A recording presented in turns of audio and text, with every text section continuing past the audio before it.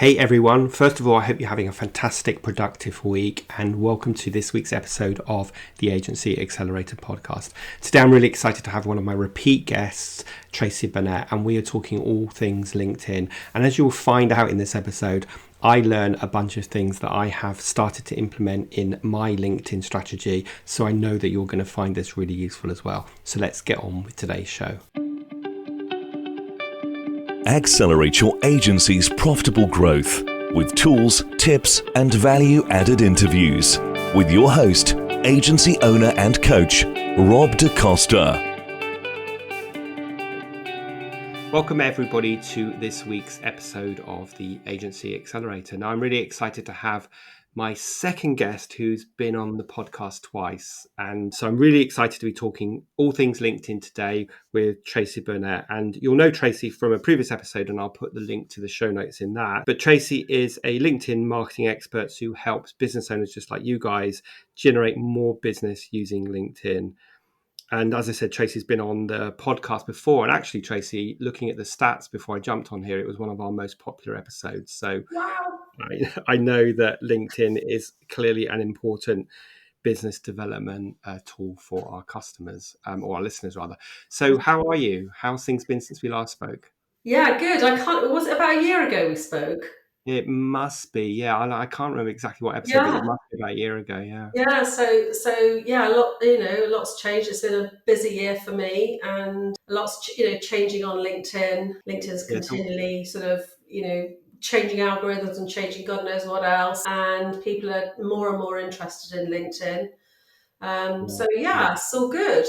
Good. Well, let's start with that. So our focus today is going to be predominantly on like what content should you be posting. But let's just start with kind of like what's new on LinkedIn. What's the latest things that they've changed? What are the latest kind of tricks and tips that we should be thinking about? And then we'll dive into kind of getting your content strategy right. Okay, so I mean, one of the biggest changes has been what's called creator mode. So if you look at your profile, you can either have like the regular flavor, or you can go into creator mode, which a lot of people have switched over to. And it was meant to really increase your visibility on LinkedIn. And from the research that has been done and people that have tried it, it hasn't. Now, I haven't moved over to creator mode because I was skeptical about it. But I'm just about to change because I need to do a training on it, and so I need to do a video, and I'm going to try it for a month or so and just see what happens. But the consensus of opinion out there is that it does absolutely nothing for your visibility or for the engagement on your content. So for those of you who don't know, the key things to it really are, instead of having a connect button on your profile, you have a follow button. So you're not going to build your connections on LinkedIn necessarily, but you might build your followers. And followers are still good because followers will see your content. They will be one of the primary audiences that LinkedIn shows your content to. But, I quite like to build my connections for various reasons that I haven't got time to go in here. But, so you still can connect with people, but you have to sort of, go to a more menu and then drop down and click connect and all that sort of stuff. And the other thing, the sort of the sexy bit that really makes people move over, I think, is where you've got your photograph. Instead of having a photograph, you can have a little video. So I think it's 30 seconds long. So, that's quite nice. And if you're a LinkedIn Live person, if you're going live on LinkedIn, as soon as you go live and for the duration of the live recording, your banner on the LinkedIn profile is basically showing your live video. So that's the crux of the sort of the change. Well, I just learned something because I didn't know anything about creator mode, so I need to look into that. Well, what I've found is, I've said to all my clients that don't change. I mean, especially if you've got a small number of connections, I just think it's just better to connect.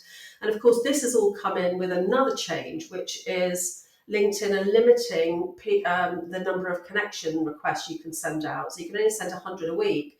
So partly that's in response to all the people that are using automation, sending out hundreds and hundreds of not hundreds and hundreds, but a lot of connection requests every month. So, but that really has those two things together, creator mode where you just follow and limiting the number of connection requests you can send, that's limiting the number of connections that you can have on LinkedIn, and there's a good reason to have connections.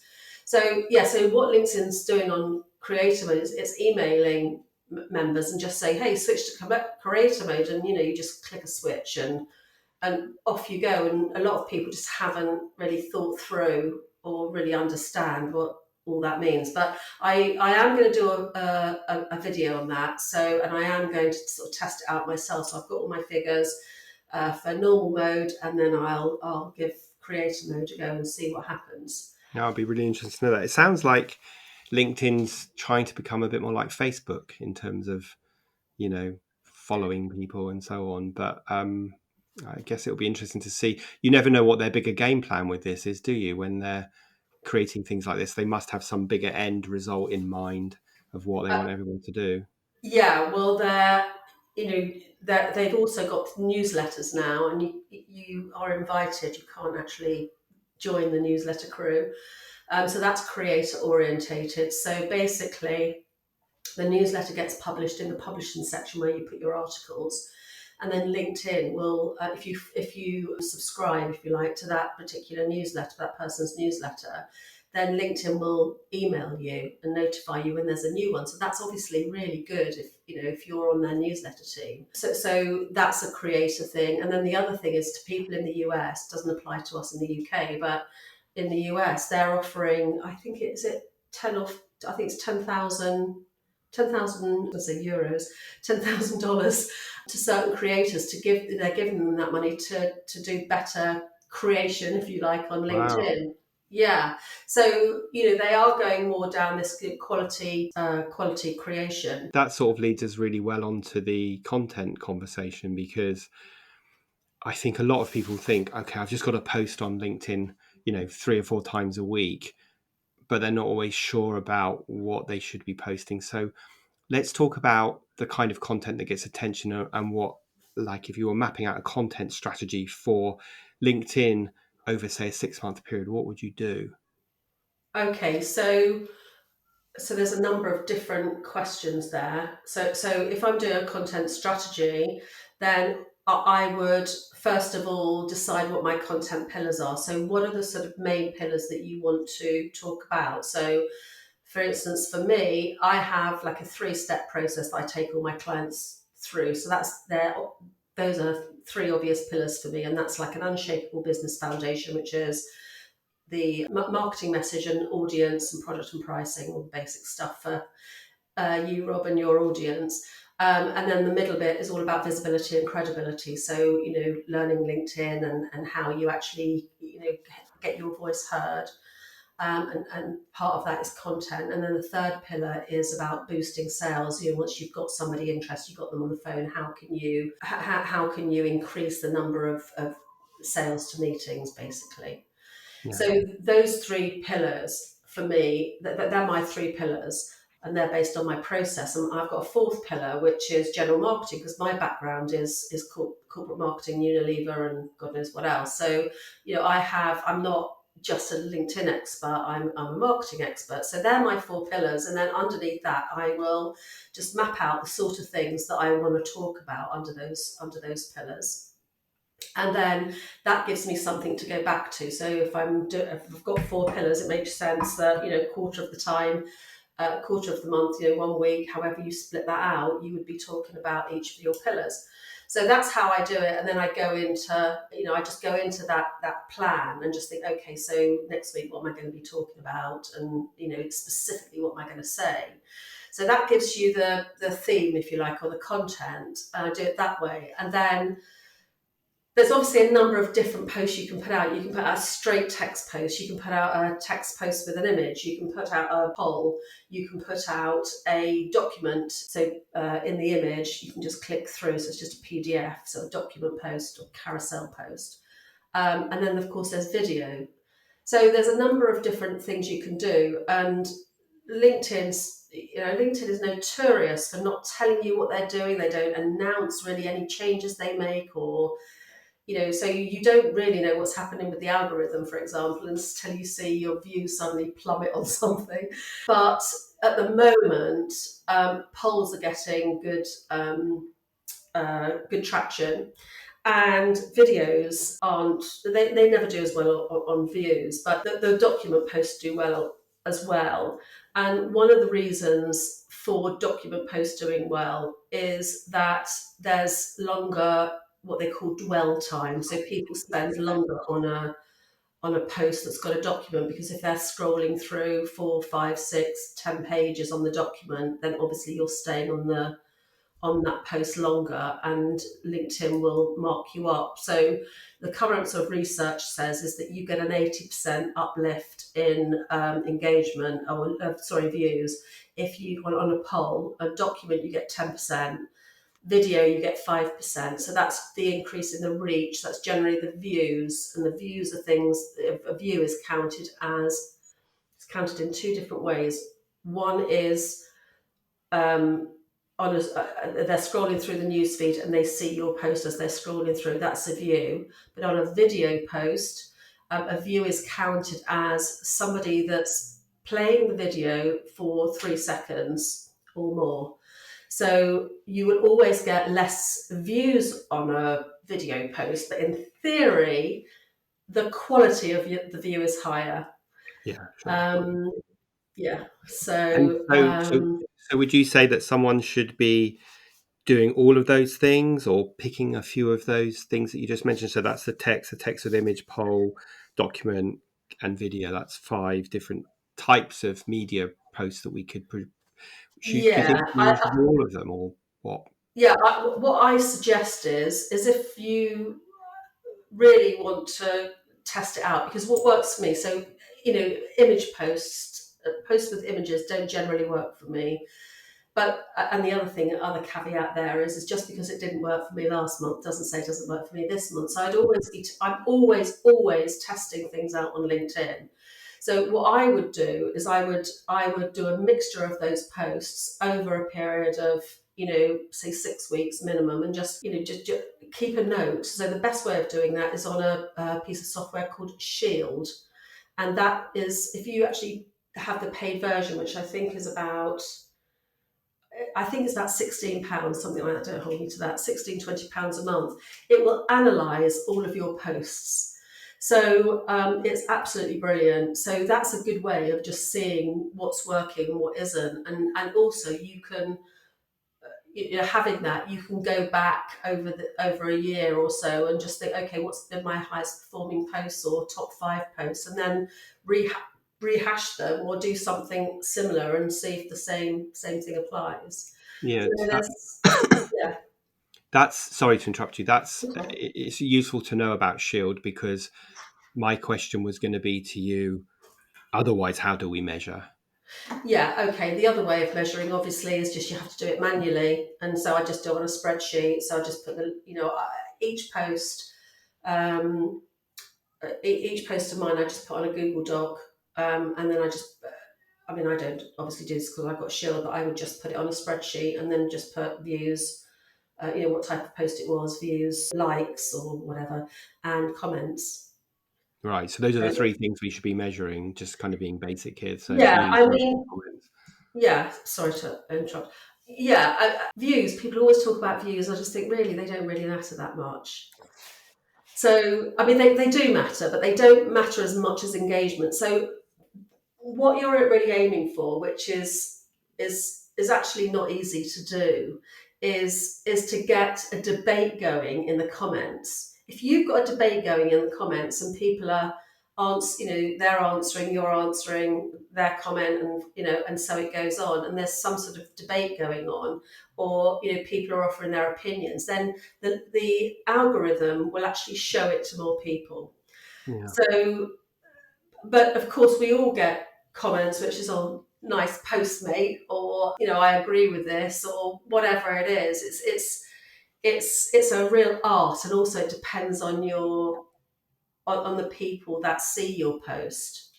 And the people that see your post are going to be your first connections, your followers, and also the followers of the hashtags that you put on the post. Say for the first three hashtags are the most important.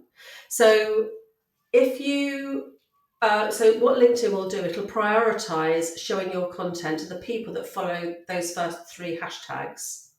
Does that make sense? Yep, it does indeed. Yep. So the sweet spot on hashtags is between, it used to be more, but it's now between 3 and 5. And once if you do less than 5, you will reduce your reach, and if you have more, you'll probably reduce your reach as well. Or probably, I see. I actually do test this out, and I see what people do, and they have hashtags that've got absolutely no followers. So that's a complete wasted opportunity.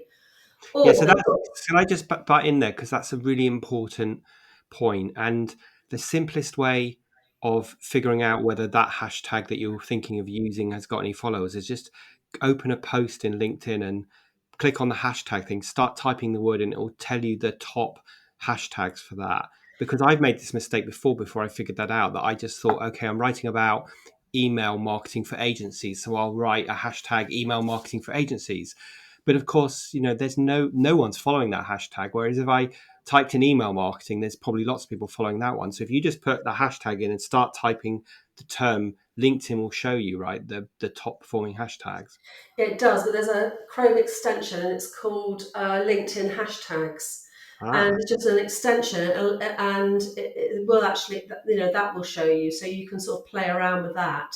So it doesn't cost anything. And that's definitely worth getting.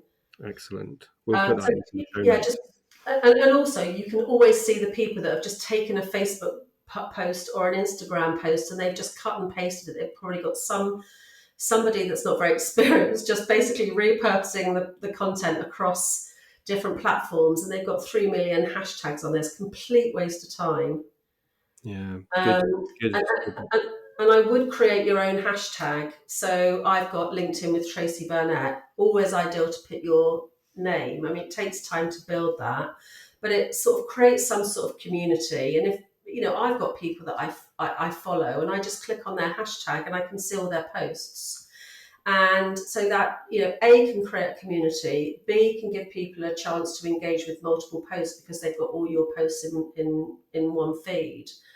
And I mean, it'll take time, certainly for me, and probably most of us, to get to over 400 followers of our hashtags. But that will definitely give you a lift in your post engagement too.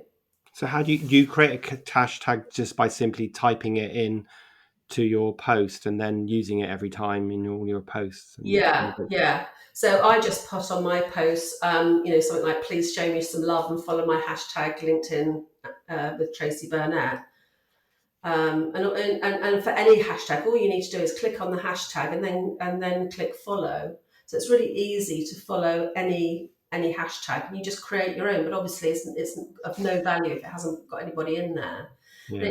I've put that on every post probably for 2 or 3 months, and I don't know how many people I've got, 20 or something. So it does take it does take time to build, but it's Yeah, definitely. but it's like every single robust, deliverable business development strategy takes time. And as I always say to people, if you don't start it today, you'll uh, never get to the results you want to be tomorrow, whether that be the number of followers or connections or leads or whatever it is. So really good there. I mean, that you've given me an action as soon as I get off this podcast call to create my own hashtag, because I haven't done that. But guys, listen to the advice Tracy's giving you, because this is really robust, concrete, practical stuff that will make a difference for you. So let me yeah. just ask you this. We've probably asked you this before, but it's worth asking again in this conversation. How many times a week do you think someone should be posting on LinkedIn? Mm. Okay, so I try and post every day. It can be a real struggle sometimes, and it's better if you do it in advance. So, ideally, I post 3 times a week: Tuesday, Wednesday, Thursday. So they're the best days, really. You could try again. Try what works best for you. Um, for example, on a Saturday, less people are on LinkedIn on a Saturday, but the ones that do have more time. So I think it's something like 60% of LinkedIn members check in at the weekend or on a Saturday, and only 20% of the people that normally post actually publish anything. So in theory, there is a little bit more opportunity. But again, it's something to test. And if you're going to post, then post in your local time. They say between 8 and 10. I just never can manage that because I've always got meetings late, and I'm just not an 8 to 10 a.m. in the morning person. I know you are, Rob. So yeah, so Tuesdays and Thursdays are good. So I would do Tuesday, Wednesday, Thursday, and I would try and set aside time to actually write those posts in advance. I mean, it's just so lovely when you've got a week's worth of posts written and you just need to literally get them posted. Yeah, Take for 5 minutes. Yeah, But and let's just touch on one other subject, because I think you and I have spoken about this offline, and we're both part of this, which is the use of pods as a way of increasing engagement. So for the listeners, could you just explain what a pod is and what your views are on it at the moment? yeah, okay. So a pod is a group of people that get together, and and they just drop their link into a LinkedIn group, or what's the other one? Telegram, or wherever, WhatsApp, yeah. Slack, doesn't really matter. So it's a group of people where you just drop the links in it, and then each of you comment on the other people's posts, and they'll comment on yours. So it's just a way of how it all started is that the algorithm, let me just take a step back. The algorithm, once you post, the algorithm will show your post to a small percentage of your first connections. So then if they engage, if they like, or they comment, then the algorithm will deem that post to be a good quality post. So it'll show it to more of your first connections. And if it still gets engagement, they'll show it to more of your first connections and their first connections, so your second connections. So that's sort of how it works. So how the pods started was as, okay, if we can beat the algorithm, and we can all post within an hour period, and then we all comment within that an hour's period, then we should get that lift, and should trick the algorithm into thinking it's a great post, and then that'll show it to a wider audience. I think LinkedIn don't like pods. They absolutely don't. And I do wonder whether or not they can identify, people that are in pods. So where the pod is very strict, so it's a certain day of the week, it's a certain time frame, like that hour that I said, it's always the same people commenting. The algorithm's going to pick that up. And I just wonder whether it's detrimental or not. I've got no evidence for that.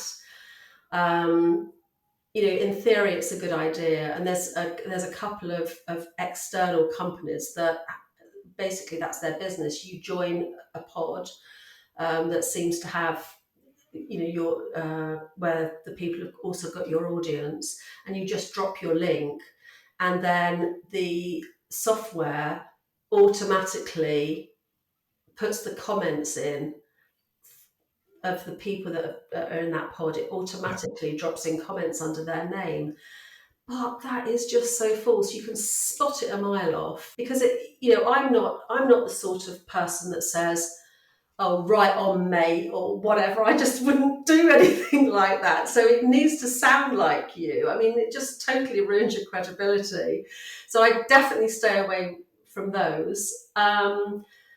It's I don't know. I think people are moving more and more away from pods, really. Yeah, and I think I would concur with that, because I know Tracy and I have both been part of another pod before, and I've actually just stopped posting in that pod now for all the reasons that you've just said. First of all, quite a few. There was 30 or 40 people in it, right? And some of those people just were not my target audience. You'd be thinking, why is a Salesforce salesman commenting on my agency post? It didn't make any sense. And having been investing that time, which is sort of an hour or 2 hours a week on it, I have just concluded that the return on investment isn't worth it. So I Yeah. just stopped in that pod now. Yeah, so then returning to the original question about when should you, how often should you post? Post as often as you can, but make sure, if the idea behind posting is to get as many people commenting on that post as possible. So then it follows that it should be a high quality content. So don't bang anything out for the sake of it. I mean, there's so many people that say, oh, I'm attending this event today, and just put the event details. I mean, who cares? I just don't care. I want to learn something, or I want to sort of have a different point, hear a different point of view on something. That's the sort of post that I personally would engage with, and people that I would follow. Somebody that's going to enrich my life in some way. So Yeah. So that's I think I would concentrate on the quality and really honing in. That's why, again, Rob, you and your audience are on this, but you've got to be very, very clear about your audience, very clear about the challenges they have, and very clear on where they want to go in life or in their business. And once you know that, then the content of your posts is going to be so much higher quality. Yeah, so that's like your pillar one of your 3-pillar process, right? That Yeah. establishes that.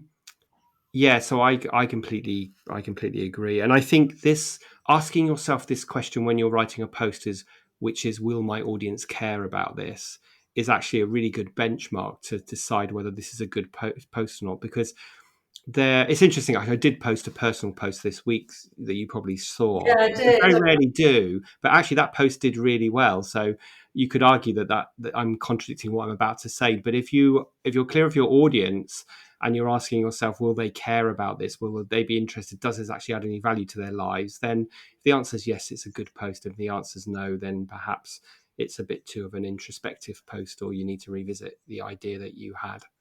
Yeah, but I think people need to see the real person as well. And I think that post that you did, Rob, just showed another aspect of your life and just added a Yeah. different dimension to you as a person. And I think, I'm an introvert. I don't really like posting what's going on in my life. And I don't necessarily think LinkedIn is, really the right platform to be doing that all the time like Facebook is. But, I've been thinking, obviously video is quite good. I mean, this week I went totally out of my comfort zone and posted and you probably saw it, Rob, Yeah. the bloopers video, which showed a completely different side to me. Yeah. And I didn't put any sound on it because I'd sworn a few times in it, so I decided not to do that. It was off brand. But anyway, but it's taken me 4 years to do that. But You maybe know, there's more. Maybe there's a lesson for both of us here, because maybe that point about showing you are human and the whole full version of you is really good. And just for the listeners' point of view, in case they're wondering what I posted, I just I simply posted the fact that my partner and I have launched a new YouTube channel, a new website, which is documenting our travels, and that's not an agency thing. I wouldn't do a podcast about that. Well, I may do one day actually, but yeah, and I was surprised at how much engagement that all got organically, because I kind of was just doing it because I was like, I want to get some more YouTube subscribers, which has been good. But anyway, I think, like with your bloopers reel, that it's just showing us as human beings and letting people have a little look at another aspect of us, which is perhaps should be part of our strategy for our content.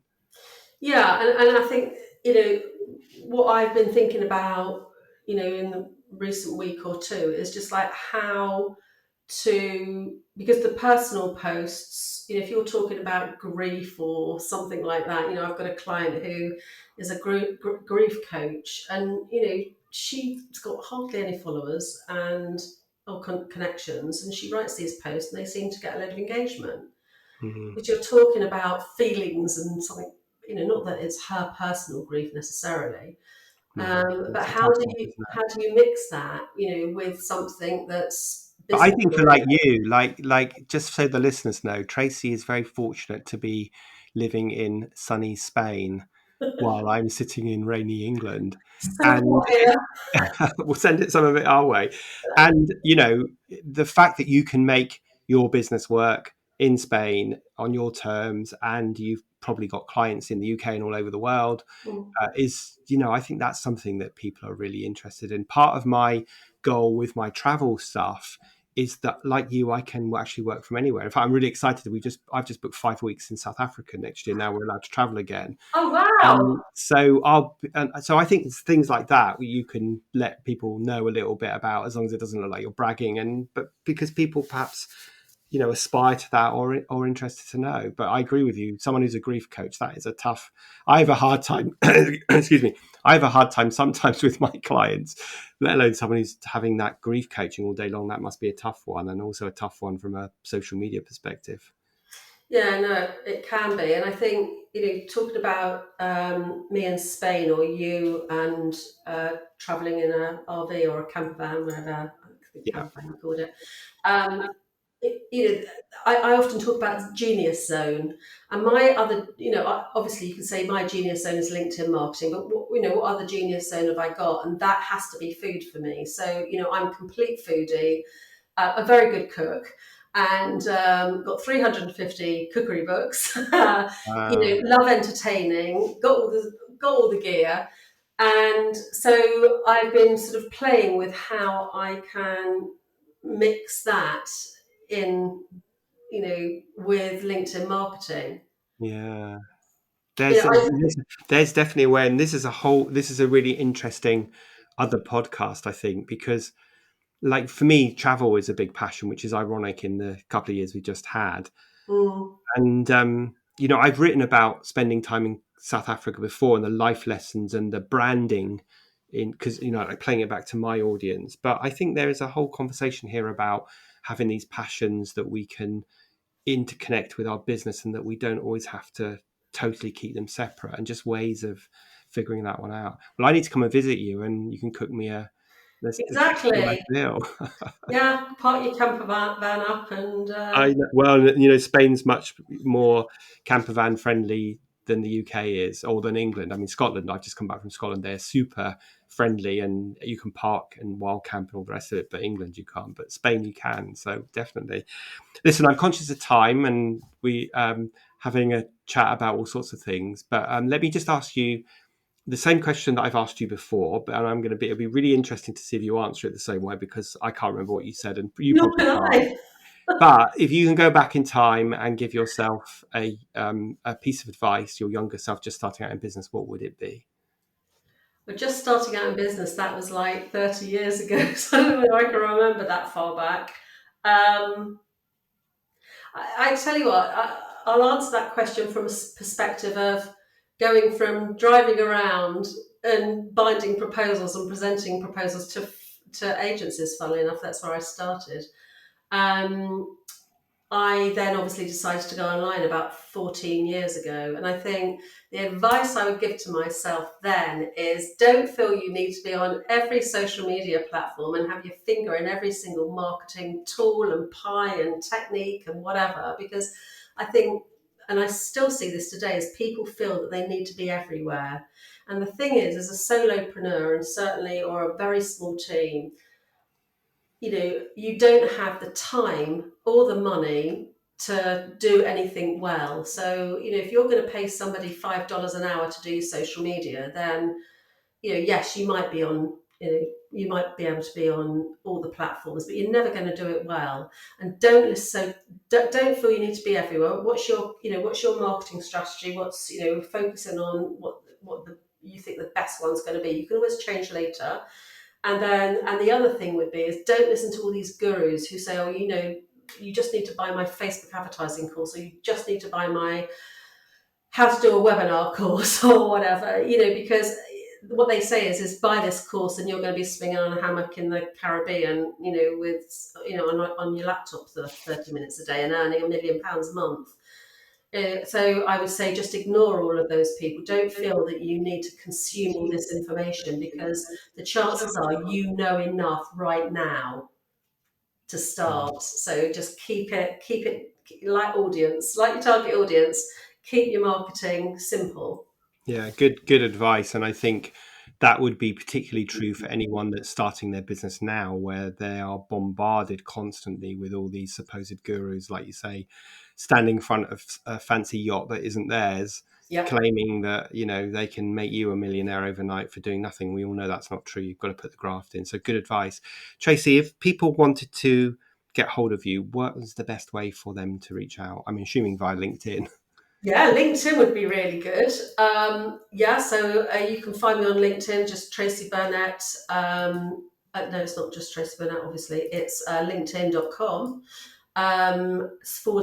/in/Tracey Burnett. And So what was your you hashtag should, in case people want to follow that? it's hashtag LinkedIn with Tracey Burnett. Right, well, I will go and follow that, and I'm going to go and create my own. Thank you so much for joining us again. It was really useful. I know when you come on the podcast, the listeners are going to leave with lots of really practical, tangible advice, which is kind of what we're trying to do here. So if you want to know more, guys, then go check Tracey out. And thanks so much for joining us today, and enjoy the sunshine while it still lasts. I will. Thank you, Rob. Thank you. Wasn't that an interesting episode? And I hope, like me, you've got a few tips of things that you can do different. Like one of the things I'm going to do is create my own hashtag and see if I can start building a following using that. But there was lots of other really actionable tips that Tracey shared with us. So I know you're going to find this one useful. And if you did, please consider leaving a review. Have a fantastic rest of your week, a brilliant, relaxing weekend, and I will see you next Thursday for the next episode of the Agency Accelerator podcast.